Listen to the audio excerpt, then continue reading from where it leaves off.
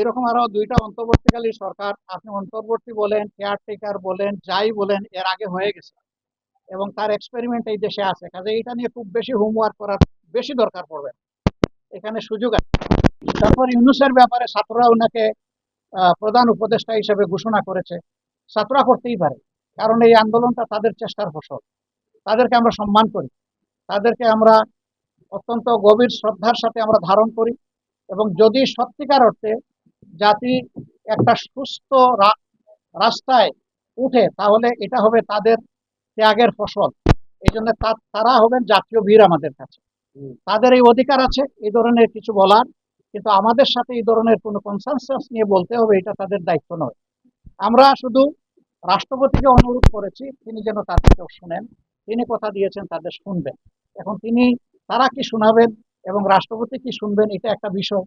আর stake হোল্ডারে অনেকগুলা দল আছে, সিভিল সোসাইটি আছে, রাষ্ট্রপতি তাদেরও কথা শুনবেন বলে আমাদেরকে বলেছেন। সুতরাং এটাতে একটু সময় লাগবে। আমরা এখন এই বিষয়ে কোনো মন্তব্য করছি না, তবে আমরা তাদের সমস্ত প্রক্রিয়াকে শ্রদ্ধার সাথে দেখি। দেখেন, উনি তো অসুস্থ, মানবিক কারণে আমার গত রাত্রেই উনার সাথে দেখা হয় এবং উনি বলেছেন যে আমি যেখানে যাই সেখানে যেন সালাম পৌঁছাই, আমি সালাম পৌঁছে থাকি। এবং আমরা এটাও চাইবো না যে ওনারা এই হোমওয়ার্কের নামে একেবারেই দীর্ঘায়িত করুন দিনের পর দিন, আমরা চাইবো না। আমরা আশা করি 2-3 দিনের ভিতরে এটাকে সেটেল ওয়েল, তাদের এই দাবিও সঙ্গত। জি, কে বৈঠক করেছেন?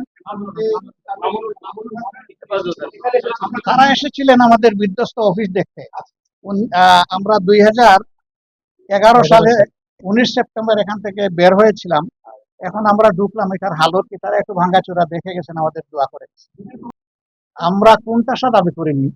আমরা বলেছি যে আমাদের অধিকার কেড়ে নেওয়া হচ্ছে, অধিকার দেওয়া হচ্ছে না।